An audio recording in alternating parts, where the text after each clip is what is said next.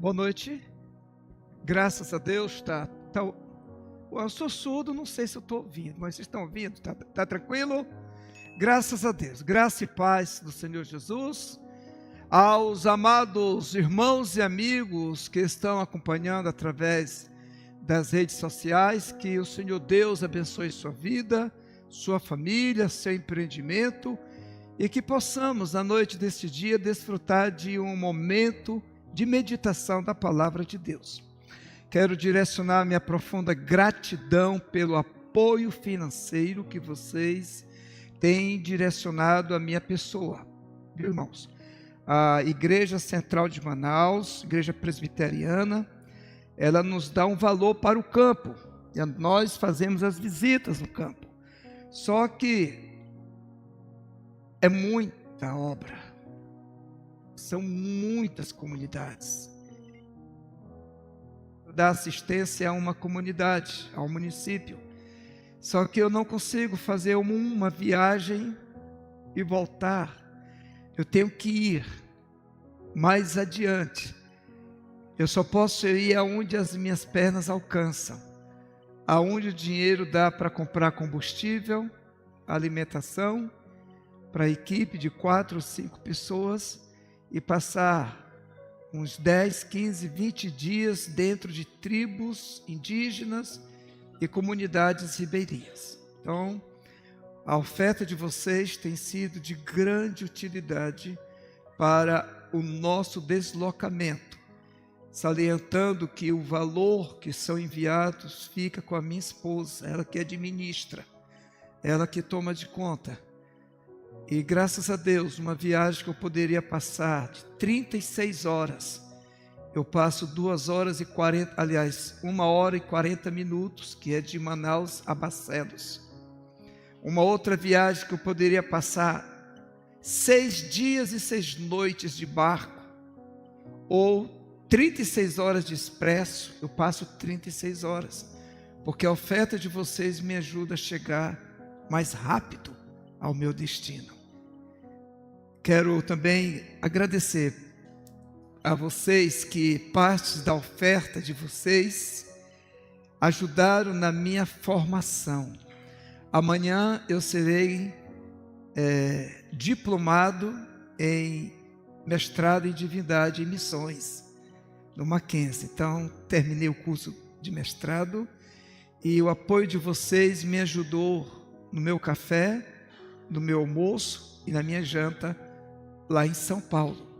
Então, a Igreja Presbiteriana Vila do Rosário pode muito bem abrir a boca e dizer: nós apoiamos e investimos na vida de um pastor que fez o mestrado.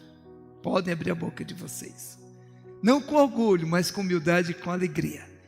De fato, as razões pelas quais nos reunimos neste lugar são 3.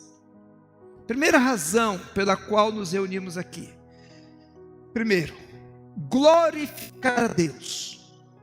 Me desloquei da minha casa para glorificar a Deus. O fim principal de todo homem é desfrutar de Deus, é glorificar Deus, é desfrutar com alegria, com satisfação a presença do nosso glorioso Deus. A segunda razão pela qual eu venho a este lugar é para ser edificado na palavra.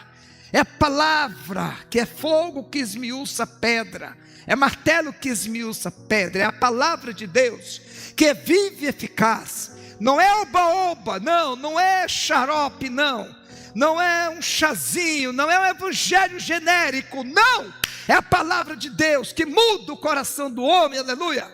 É a palavra de Deus que transforma o coração do ser humano.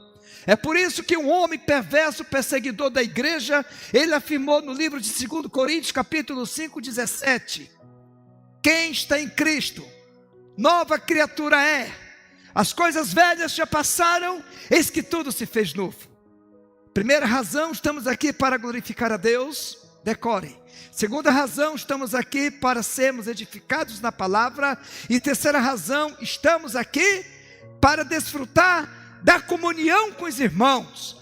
Como é bom e agradável que os irmãos vivam em união. Louvado seja Deus. Vamos meditar agora na grandiosa palavra de Deus. Essa é uma igreja que vive em milagres. É milagres, milagres e mais milagres para a glória do seu nome. Obedecendo uma ordem imperativa. Mateus capítulo 28, no versículo 18. Mateus 28, 18. O texto diz a seguinte palavra: E aproximando-se Jesus, falou-lhes dizendo: Toda a autoridade foi-me dada no céu e na terra. Portanto, ide e façam discípulos de todas as nações, batizando-os em nome do Pai, do Filho e do Espírito Santo, e ensinando-os a guardar todas as coisas que eu vos tenho ordenado. E eis que estou, não estarei, não estive, eis que estou convosco todos os dias, até a consumação dos séculos. Queridos irmãos, amada igreja do Senhor, a razão da existência da igreja se estende em duas vertentes. Primeiro, anunciar a mensagem do Evangelho. Só há conversão se houver a mensagem do Evangelho. A mensagem do Evangelho transforma. Paulo diz em Romanos 1,16: Pois eu não me envergonho do Evangelho de Cristo, porque ele é o poder de Deus para a salvação de todo aquele que crê. Então o Evangelho pregado, proclamado, anunciado pela igreja, gera mudança de vida, gera conversão, gera regeneração.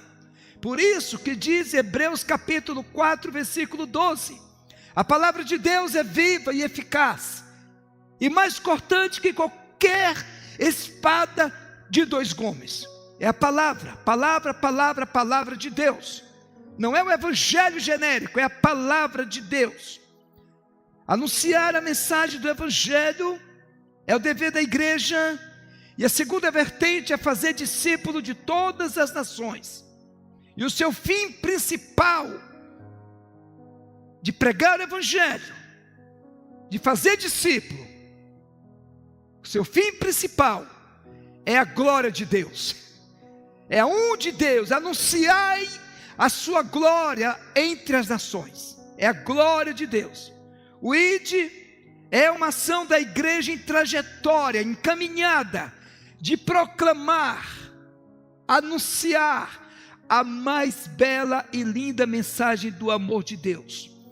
A igreja do Senhor, ela não avança na dependência do homem, nem da instituição, mas ela caminha triunfante na autoridade e no poder do nosso Senhor e Salvador Jesus Cristo.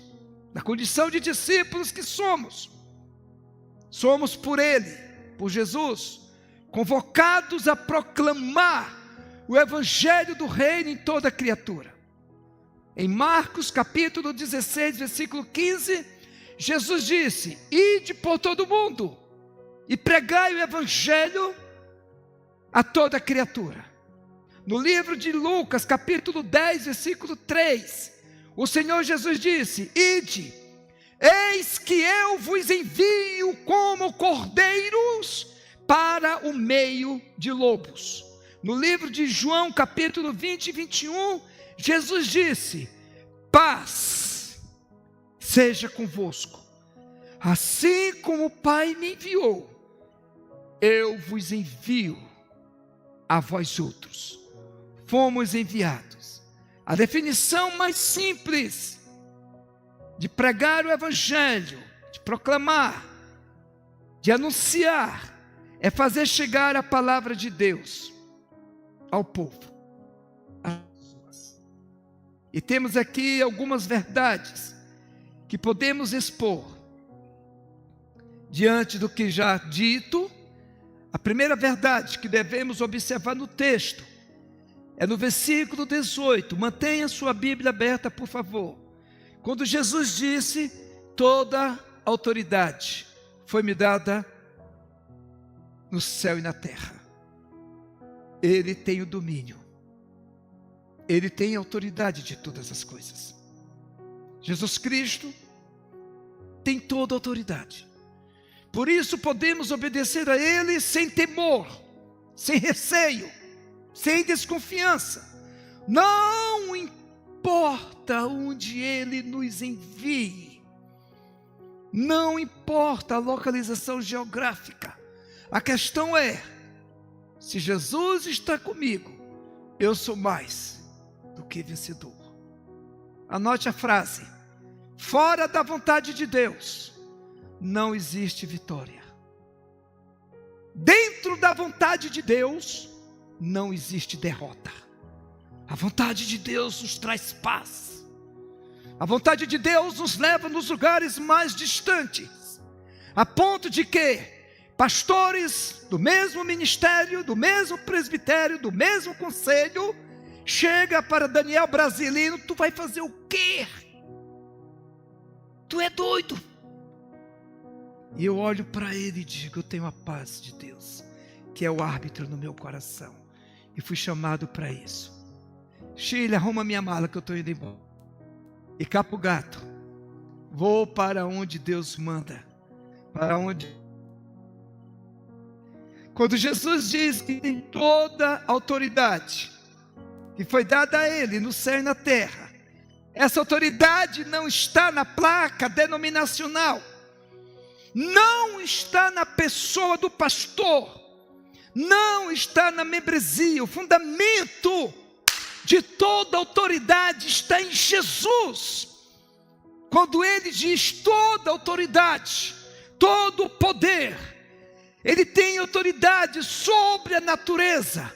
Veja bem, no livro de Mateus, capítulo 8, os pescadores, alta madrugada, estão no mar da Galileia, grande pescaria. De repente vem um banzeiro. Banzeiro é a agitação das águas. De repente vem o vento, ao ponto de açoitar o barco.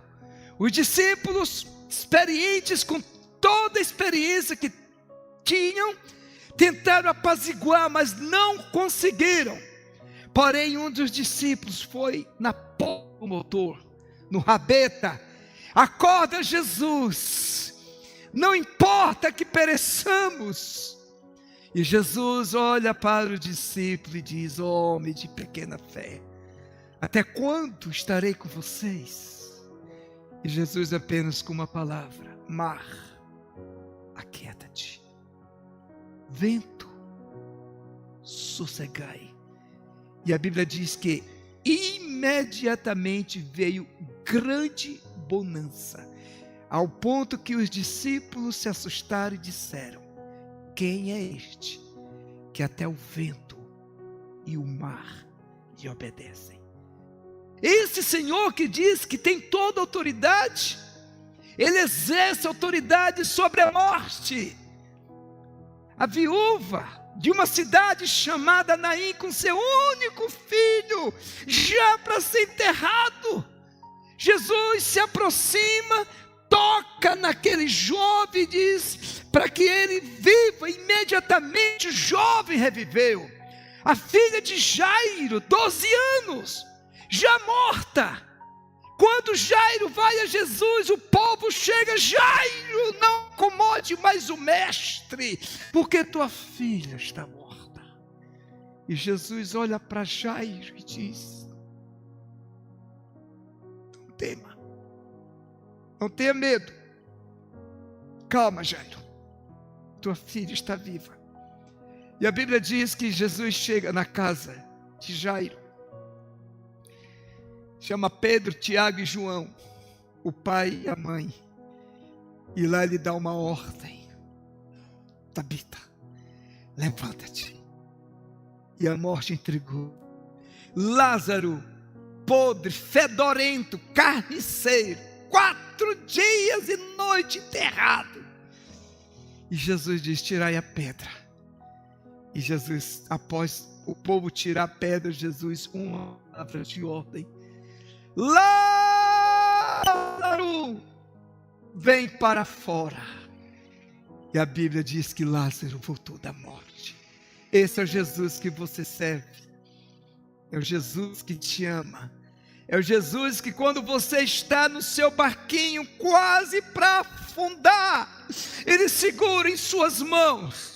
É o Jesus que, quando os teus sonhos estão indo por águas abaixo, Ele ressuscita a sua esperança. É o Jesus que, quando você pensa que não vale nada, Ele te dá valor, Ele demonstra o seu amor, Ele te resgata do mais profundo abismo, do charco de lama, e coloca os teus pés sobre uma rocha.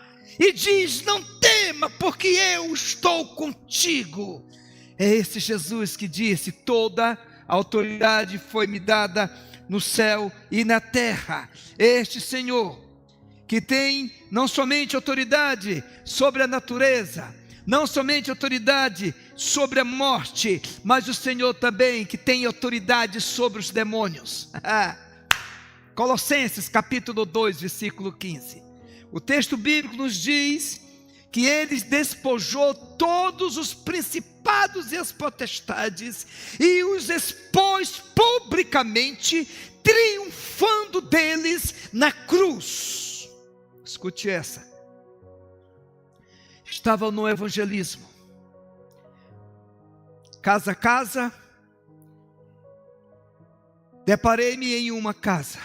Quando a mulher abriu a porta, abriu a janela, me viu com a Bíblia, e ela me xingou, esculhambou, falou todo tipo de palavrão que se possa imaginar, e eu quieto, fiquei estatalado sem saber o porquê tudo aquilo. Aí saí chutando vento, peguei um dinheiro, fiz uma compra de cesta básica, e à tarde cheguei lá por volta de 4:30 para 5 horas da tarde.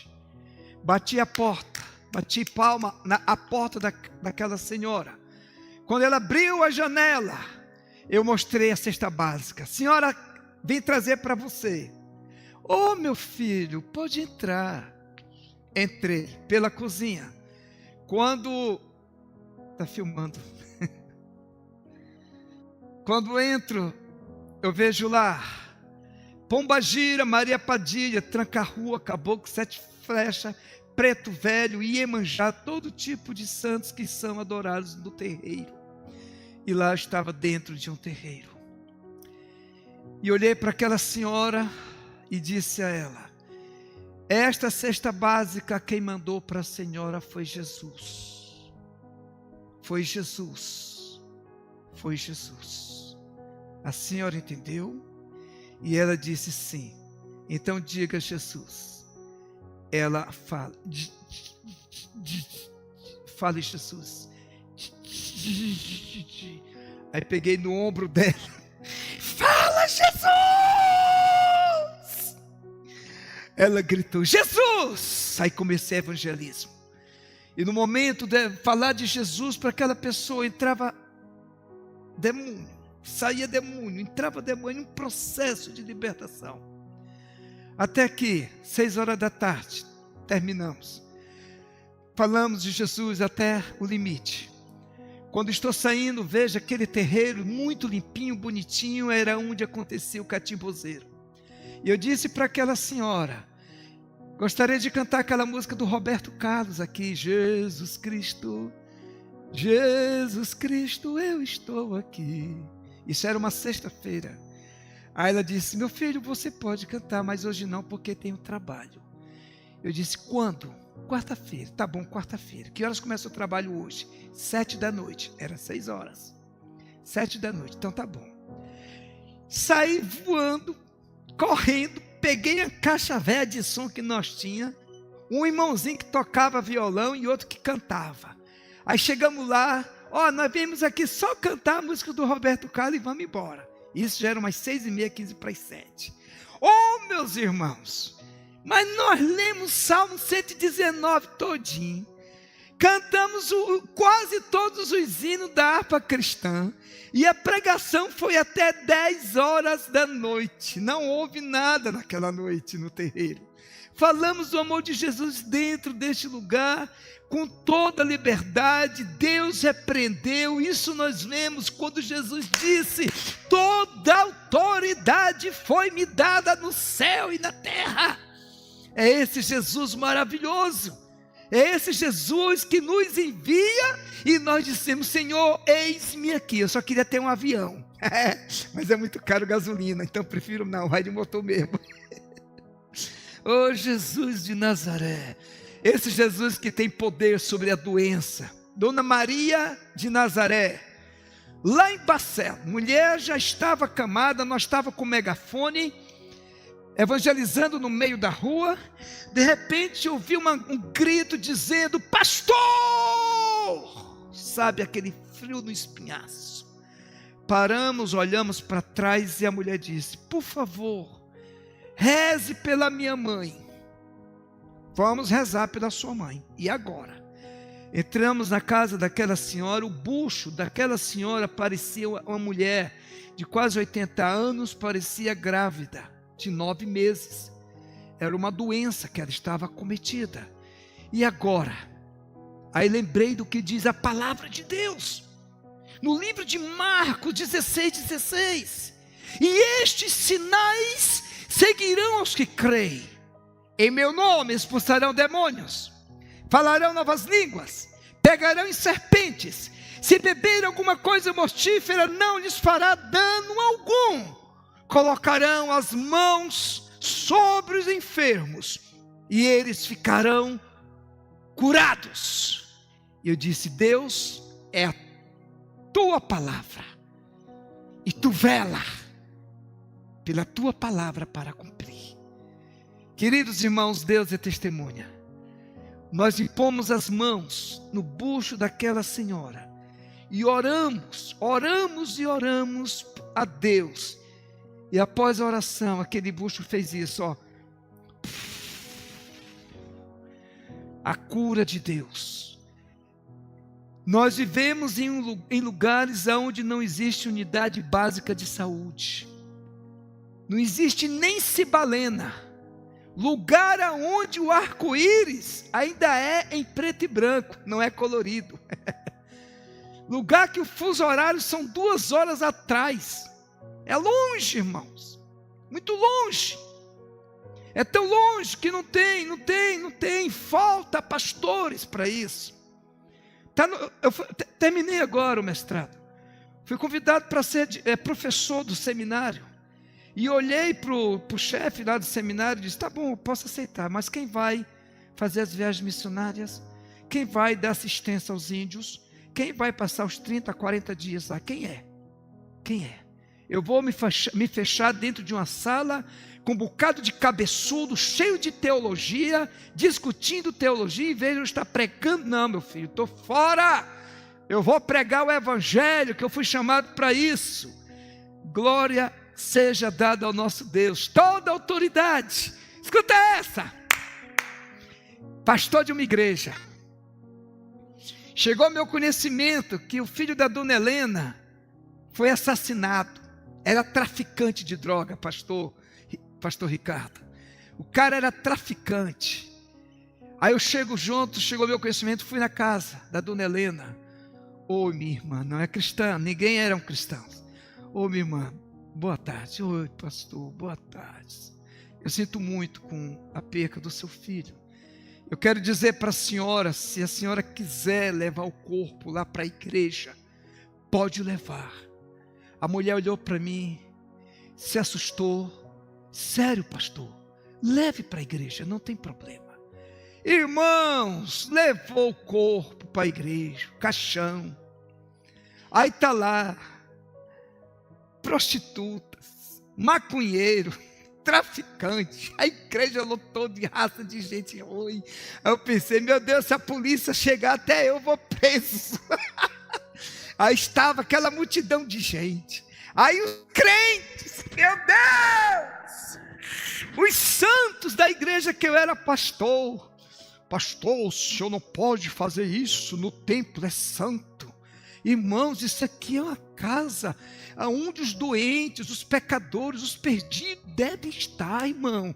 Jesus disse: vão para os valados, vão para os becos, peguem lá os pobres, os mendigos, os sem tetos, os jogados, os aleijados, e tragam para a minha casa, para que a minha casa fique cheia.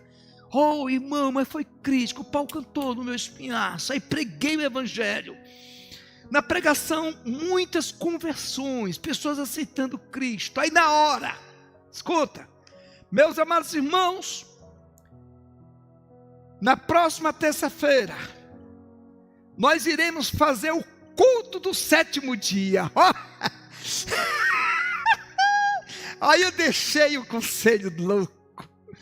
É a missa do 7º dia, né? Nós fizemos o culto do 7º dia. No dia seguinte eu recebo ligação direto dos pastores, da liderança. O senhor não deve fazer isso, o senhor não pode fazer. Pastor, então me tire daqui. Mande outro pastor para cá. Me tire. Aí não tinha outro pastor. Fizemos o culto do 7º dia. Vocês que estão assistindo, não se escandalizem não, porque a nossa realidade é diferente da de vocês, tá?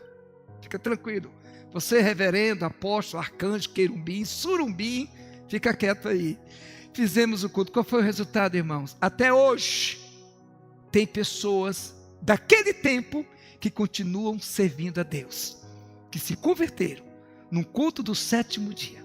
A segunda razão pela qual devemos obedecer o ide imperativo de Cristo é porque fomos escolhidos por Deus. Aleluia! Escuta um amém? Ótimo, fomos escolhidos por Deus. Quando veja o texto de Salmo 139, no versículo 16, o salmista diz: os teus olhos viram a minha substância sem forma, e no teu livro foram escrito e determinado por ti todos os meus dias, quanto nenhum viesse a existir. Aí vejo Efésios capítulo 1, versículo 3. Bendito é o Deus, Pai de nosso Senhor e Salvador Jesus Cristo, que nos escolheu nele antes da fundação do mundo. Olha que coisa linda, a consonância da palavra de Deus. Jesus disse no livro o apóstolo Pedro, capítulo 2, 1 Pedro, capítulo 2, versículo 9: vós sois raça eleita, sacerdócio real, nação santa, povo de propriedade exclusiva de Deus, para anunciar as virtudes daquele que vos chamou das trevas para a sua maravilhosa luz. Ele nos chamou, Ele nos resgatou. Colossenses 1,13. Ele nos resgatou do império das trevas e nos transportou para o reino do Filho do seu amor. Entendemos que essa escolha é uma ação da soberania de Deus. É Ele que resolve escolher. Jesus diz em João 15,16: não fostes vós que me escolhestes, pelo contrário, eu vos escolhi a vós outros, e vos nomeei, para que vocês possam ir e dar frutos, e dar fruto, e o vosso fruto permaneça, e todo quanto pedirdes ao Pai, Ele vos conceda. Uma pergunta: por que não somos uma igreja com 100 membros? Por quê? Por que não somos essa igreja com 100 membros? Se Jesus diz para anunciar as virtudes daquele que nos chamou das trevas para a sua maravilhosa luz, para que vocês deem frutos e o vosso fruto permaneça. Fomos escolhidos por Deus, resgatados das trevas. A Bíblia diz em Mateus 4,16: o povo que jazia nas trevas vi uma luz, uma grande luz, e o que estava sentado na região da sombra da morte, resplandeceu-lhes a luz. Oh, era onde você estava, onde nós estávamos, assentado na região da sombra da morte. Mas diz João capítulo 8, versículo 12, disse Jesus: eu sou a luz do mundo. Aquele que me segue não andará nas trevas, pelo contrário, terá a luz da vida. Luz quer dizer doxa, que significa glória.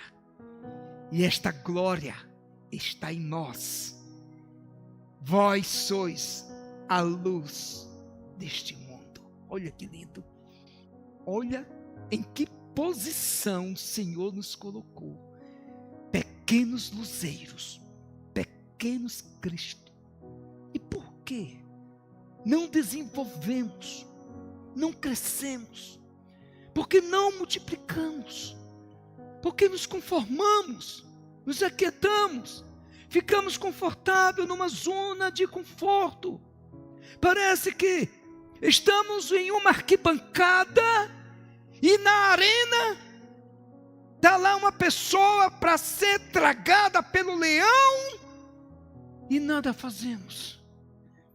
A Bíblia diz no livro de Provérbios 24, eu acho que é o versículo 10 ou o versículo 11: livra os que estão sendo levados para a morte e salva os que estão indo para a matança. Somos chamados para isso, somos resgatados para isso, fomos resgatados da escravidão do pecado. Isso é graça irresistível sobre nós, sobre a nossa vida. Jesus disse em João 8,34, em verdade eu vos digo, todo aquele que pratica pecado é escravo do pecado. Ele não tem liberdade plena. Há um Senhor que o escraviza, há um Senhor que o domina, há um Senhor que o direciona, que o guia. Porém, queridos, em nós foi operado o milagre, a quebra desta maldição, a quebra deste pecado. Por isso que Jesus, 1 João 2,12, filhinhos, eu vos escrevo porque os vossos pecados são perdoados por causa do seu nome. Esse Senhor que quebrou o laço do passarinheiro e nos escolheu, tem alegria por ser escolhido por Deus, por ser eleito de Deus, por ser chamado de Deus antes da fundação do mundo, de ser ressuscitados por Ele. Olha só o que disse no livro de Romanos 5,12: por um só homem entrou o pecado no mundo, e pelo pecado a morte, e a morte passou a todos os homens, porque todos pecaram. Porém, no livro de Romanos, no capítulo 6, 23, porque o salário do pecado é a morte, mas o dom gratuito de Deus é a vida eterna em Cristo Jesus, nosso Senhor. 3 significados para a palavra vida. Primeira, biológica. Vida que nasce através de um ato sexual entre um homem macho do sexo masculino e uma mulher fêmea do sexo feminino. 9 meses depois nasce a criança. Esta é a vida bio. Segundo o conceito de vida, psique, centro das emoções, razão, centro de tudo aquilo que decidimos. E a terceiro conceito para a vida, zoe, que é vida com Deus. Isto é que Jesus diz. Aquilo que ele diz em João capítulo 10, versículo 10, parte B. Eu vim para que vocês tenham vida, e vida com abundância. É vida plena, é vida de alegria, É vida que vale a pena viver. É vida que nos motiva, que nos incentiva. É vida que é gerada em nós. E essa vida é transmitida para outras pessoas. Oh, Salmo 46, versículo 4. Há um rio cujas correntes alegram a cidade de Deus, o santuário da morada do Altíssimo. Deus está no meio dela, jamais será abalada. Há um rio. O que é o rio? Dois significados para o rio: águas, palavra e Espírito Santo. Este rio, cujas correntes, por onde ele passa, ele gera vida. Por onde o crente passa, deve gerar vida. Por onde o crente passa, deve exalar o bom perfume de Cristo. Esse rio, ele transmite vida. É um rio cujas correntes alegram a cidade de Deus. Quem é a cidade de Deus? Somos nós. 1 Coríntios 3,16. Ora, não sabeis vós que sois o templo do Espírito de Deus e que ele habita em vocês? Somos a morada de Deus. Esse rio, Jesus diz em João 7,37: quem tem sede, venha a mim e beba. Porque, como diz as Escrituras, quem crê em mim, no seu interior fluirão rios de águas vivas. Ele falava acerca do Espírito Santo de Deus, o qual nós já temos, já recebemos com abundância. A presença poderosa do Espírito Santo de Deus que nos conduz. Ele olha para mim e para você e diz: não temas, porque eu te remi. Chamei-te pelo Isaías 43, versículo 1. Não temas, porque eu te remi. Chamei-te pelo teu nome. Tu és meu. Aí eu lembro quando eu estou lá nas comunidades, no Rabeta, quando passares pelas águas, eu serei contigo. Quando passares pelos rios, não te afogarão. Quando passares pelo fogo, nem a chama arderá em ti, porque eu estou contigo. O que nos faz irmos mais longe, o que nos faz largar a família, largar o conforto, largar o lar, é saber que estamos no centro da vontade de Deus. E quando chegamos a essas comunidades, cacique Daniel, da tribo Cumaru, no alto rio Japurá, fronteira com a Colômbia, chegamos lá para pregar o Evangelho, a palavra de Deus, 8 da manhã até meio-dia, quando já morto de cansado de tanto falar, irmão, vamos parar agora, é o almoço. E o cacique Daniel pega o seu cacetete de 2 metros de altura, dá uma lapada em cima da mesa e grita: não, pastor, não para. Faz 1 ano que não vem pastor e nem missionário. Por favor, continua, porque este é o nosso alimento. Esta é a palavra que nos sustenta. Continue. Existem algumas situações, amados, 3 situações que eu pude identificar a questão da dificuldade dessas viagens. Primeira questão é a questão da disponibilidade. Pessoas que tenham tempo para ir aos perdidos. Tempo. Segundo, disponibilidade de pessoas que queiram assumir compromissos para dizer eu vou. E o terceiro obstáculo é a questão financeira. Irmãos, uma viagem dentro de Manaus, essa minha viagem eu paguei R$800, ida e volta. Para eu viajar dentro de Manaus, uma passagem só de ida, em média R$2.000, só ida, viu, irmão? Não é ida e volta não, só ida, de 2 horas e 40 minutos. Para você ter ideia o que é o Amazonas. É o desafio que temos. É um desafio que está diante de nós. E eu não vou arregar. Vou seguir em frente. porque o Deus que me enviou é o Deus que vai manter. Quem é a obra? De quem é a obra, irmãos? É de Deus. Quem é o maior interessado em que o evangelho seja pregado? É Ele. Escuta, pastor Ricardo conheceu a pessoa.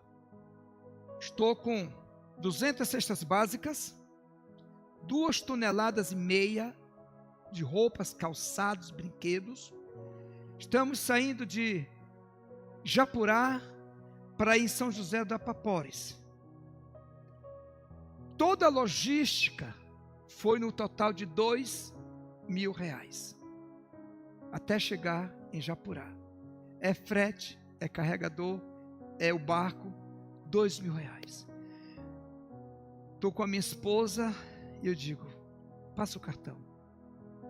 Aí minha esposa, meu filho, não faça isso. Passa o cartão. Quantas vezes, pastor? De uma vez. Meu filho, faz ao menos de 4 vezes, porque dá para a gente pagar. Calma.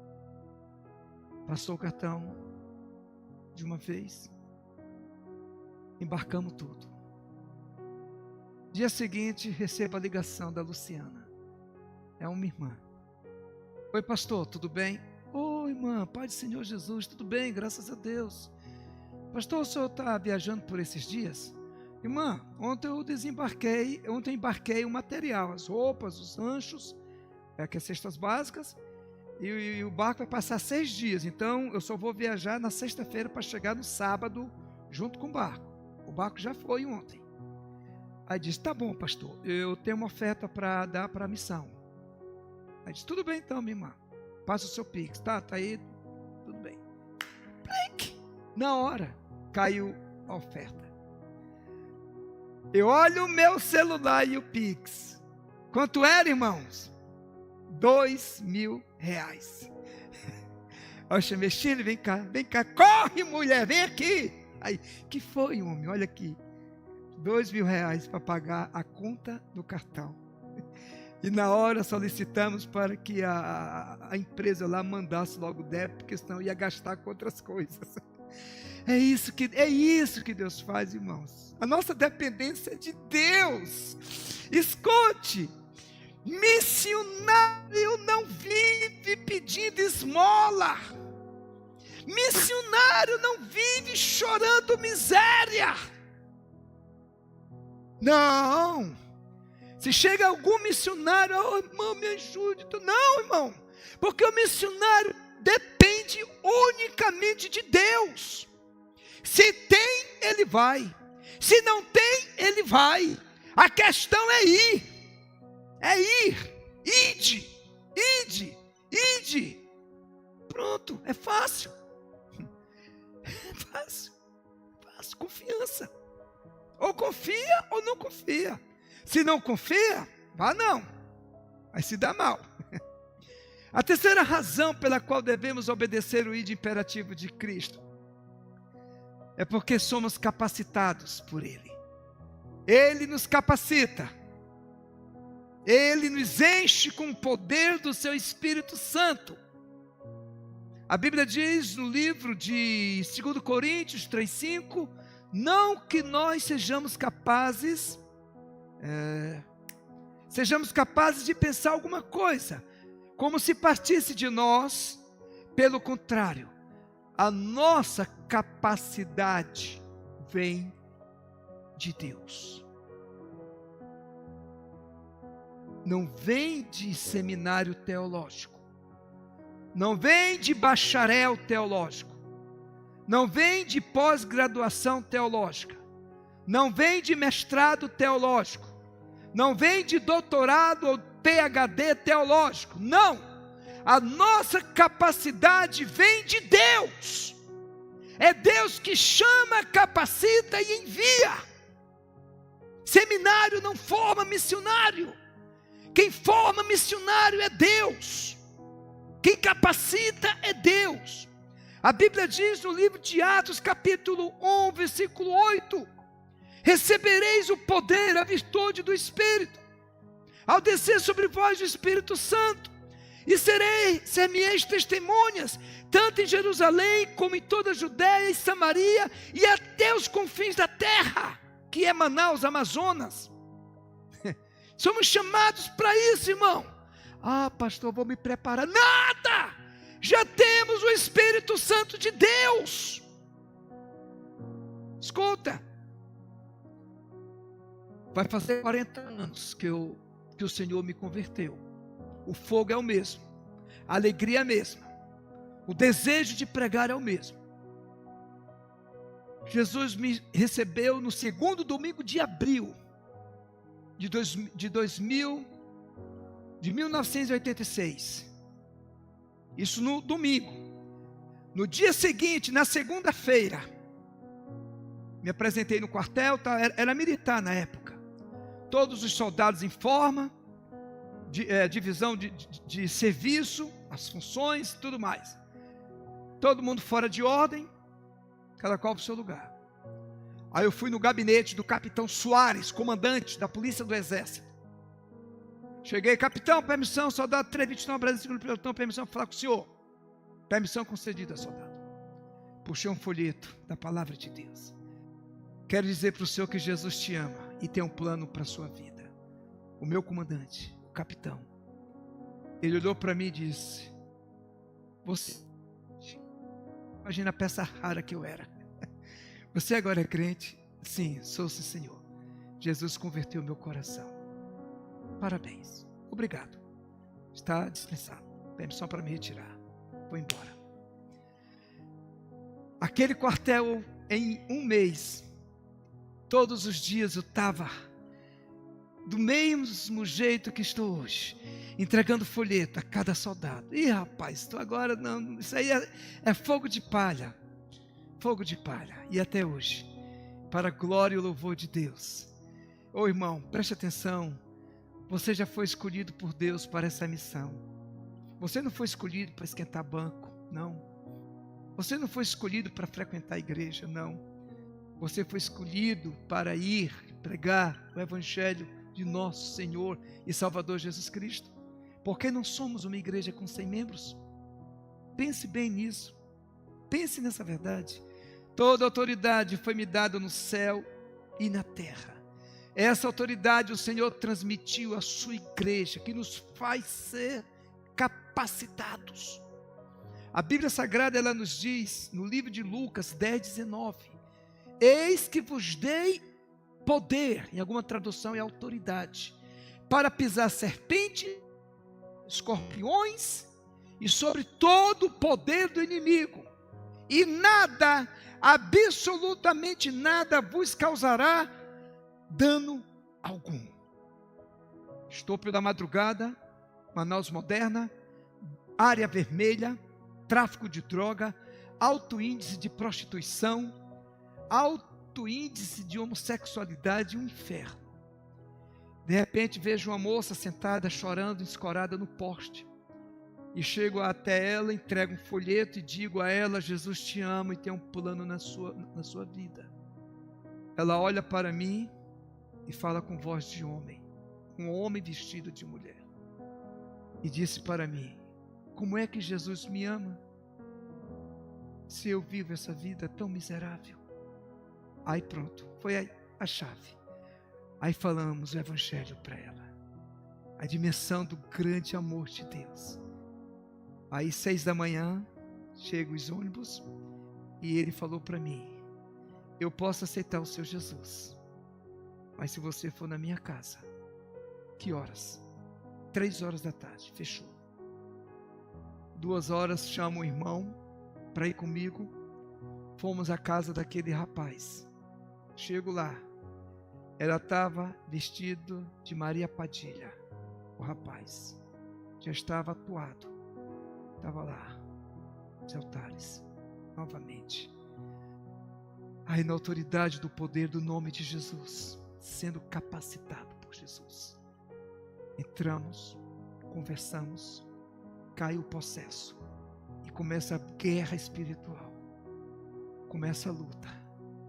E para a glória de Deus, depois de 3, 4 horas de oração, de luta, suando mais do que um tirador de espírito, aquele rapaz, Vitor Hugo, foi liberto e disse para mim: pegue tudo isso, quebre tudinho faz o que o Senhor quiser.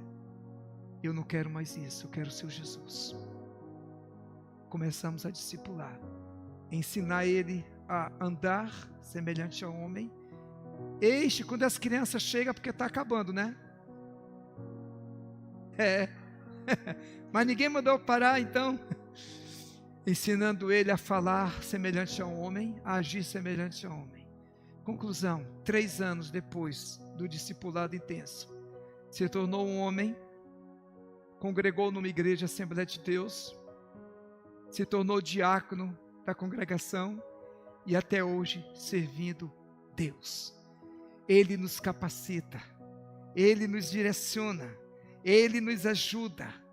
A Bíblia diz em Mateus 16:18, eu, Jesus, edificarei a minha igreja, e as portas do inferno não prevalecerão contra ela. É aonde chegamos, o inferno recua. É aonde chegamos, a luz de Deus resplandece. Quando chegamos numa comunidade, agora no dia 20, eu chego em casa no dia 17, dia 20, 21, 22 e 23, vou estar em 4 comunidades indígenas. 23 de março. Dia 2 de abril, eu viajo para Japurá, onde é fronteira com a Colômbia, lá onde eu vou passar o mês. Quando a gente chega, irmãos, somos tão bem recebidos.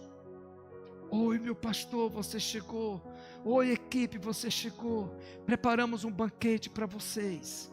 Aí está lá, cobra, macaco, arara, papagaio. Está lá aquelas comidas, aquelas iguarias que vocês vão já ver. Tudo aquilo. E a gente come com maior satisfação, sem rejeitar. Deus nos capacita para vivenciarmos esta realidade. A 4ª razão e a última, estou concluindo, pela qual devemos obedecer o ID de Cristo, é porque Ele disse, eis que estou convosco todos os dias. Ele não nos deixa só. Não, Ele não nos deixa só. Escuta essa. Está filmando. Eu estou com 3 irmãos da comunidade. E eu tomei a frente. Essa trilha. Fui. Era quase uma noite toda de caminhada para amanhecer no dia numa comunidade de povos não alcançados. Caminhando na frente. Quando eu ia pegar um ramal, o cara batia aqui, ó. Ei, é para o outro lado. Aí, tá bom. Eu pegava o outro lado. Caminhando, e parava, descansava meia hora, caminhava. Quando ia, outro lado. E tudo bem. Chegamos na comunidade. Aí eu olhei para o rapaz e disse, como é que tu sabia o caminho da comunidade? Aí o cara olhou, como assim, pastor? Não, como é que você sabia que era por aqui, por lá? Não, nós sabemos que o senhor sabe. Não, alguém atrás de mim que batia e dizia, é por aqui. Não foi nós não. Quem foi então, irmão? Os anjos do Senhor nos levando, irmãos. Os anjos de Deus sobre a nossa vida, nos conduzindo. Um rapaz já desceu, vou já terminar. Eis que estou convosco todos os dias. Veja só, Deus Ele sustenta. Estamos preparando para uma viagem missionária, morando ainda em Novo Airão. O pastor mandou R$500, foi para o combustível, viagem de 1 semana, e a cesta básica para a equipe que ia fazer missão. Quando depois do almoço era a nossa viagem, o pessoal de bucho cheio para não almoçar a comida do barco. Aí quando estou saindo, beijo da minha esposa, vem cá, ela abre o armário, só tem 1 quilo de farinha e um cuscuz. Você vai deixar eu assim? Aí diz, filha, por que você não me avisou antes? Você deve saber o que tem dentro de casa aqui. Não, mas você é mulher da casa. Espera aí, eu vou aqui e já volto. Não peça dinheiro emprestado de ninguém e não compre fiado. Eita! Como eu prefiro ser feliz, eu obedeci minha esposa. É melhor ser feliz do que ter razão. Então, marido, se você quer ser feliz, dê razão para sua esposa, viu? Dê razão a ela. Estou caminhando na Avenida Juricaba, na principal. Paula vem comigo, a minha filha. Aí a gente caminha, de repente, minha filha diz assim: olha ali. O que, menina? Olha ali, pai. O que, Paula? Eu não enxergo. Olha ali. Pega lá, então. Pegou 2 notas de R$50, 100 conto. Isso há 10 anos. R$100. Ficamos lá 10 minutos esperando alguém procurando dinheiro. Pense no 10 minutos mais longo que eu vivi. Mas não apareceu ninguém. Vou dar mais 5 minutos, 15 minutos, nada. Aí peguei o dinheiro, cheguei em casa todo boçal. E aí, mulher? Tá aqui, ó. Pá, R$100. Eu disse para você pedir emprestado de ninguém, não. Paula, fala para tua mãe o que aconteceu. Aí ela fala: não, mãe, nós achamos esse dinheiro. Achamos não. Deus providenciou esse valor para que na minha casa não falte comida. Deus, Ele cuida, irmãos. Deus, Ele cuida. Deus, Ele cuida. O que nos dá segurança no campo missionário é a certeza de que Deus está conosco. Você não tem ideia do que é passar no rabeta, você e outra pessoa. Um dia, navegando, o banzeiro, o sol de rachar, aí vem um frio no espinhaço e aquela palavra: o que você veio fazer aqui? Aí você aguenta engolindo seco, que é uma guerra espiritual. Aí quando chegamos na comunidade, levamos o evangelho, conclusão, o cacique aceita Jesus. E quando o cacique aceita Jesus, toda a comunidade recebe Jesus como Senhor e Salvador. É isso que nos faz mais felizes, quando vemos pessoas se rendendo aos pés do Senhor Jesus. Esta é a palavra que eu tenho a trazer a vocês. O Senhor está sempre a nos guardar, para acabar a saideira. São José da Papores, pastor Ricardo, com essas 200 cestas básicas e 2,5 toneladas de roupa, calçada e brinquedo. De repente, o prático é o que conduz o barco. Pastor, eu estava com a equipe de 5 irmãos. Eu disse para o prático: diga, meu irmão, pastor, a Farc está vendo. Tá certo. Gente, vamos dobrar o joelho e orar. Aí só ouvia assim, ó. Era zoada turbinada do motor. Que não tem polícia do Brasil que pegue o motor da Farc. Horas depois, pastor, piratas. Os piratas são aqueles que jogam as pessoas de dentro do barco e levam o barco com toda a mercadoria. Vamos dobrar o joelho e orar. Deus nos guardou. Pastor, pistoleiros, mesma coisa. Pastor, garimpeiros, a mesma coisa. Depois eu cheguei para o prático e disse: como é que você sabe que aquilo era pirata? Como é que você sabe diferenciar que é pistoleiro, garimpeiro, da Farc? Ele olhou para mim e sorriu: pastor, isso aqui é a minha rota de trabalho. Eu trabalho há 10 anos nesta área, conheço tudo, conheço todos. E eu vou dizer para o senhor, Deus fez um milagre, porque era para eles nos parar e levar tudo. Aí digo, acredito que Deus nos fez invisíveis aos olhos deles. E Deus faz isso.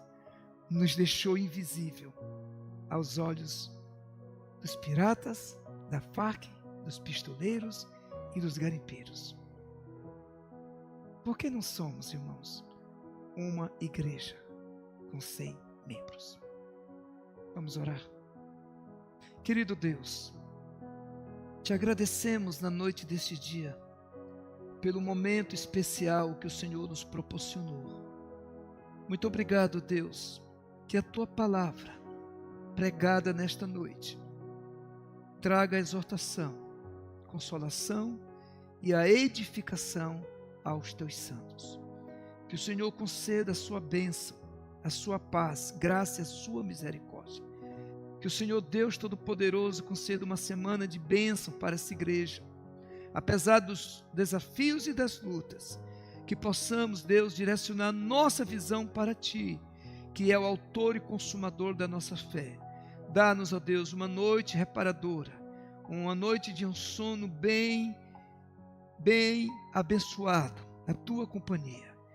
Pedimos a ti, Deus, que conceda a tua bênção no nome de nosso Senhor e Salvador Jesus Cristo. É o que pedimos a ti e agradecemos. Amém. Que Deus abençoe aos amados irmãos.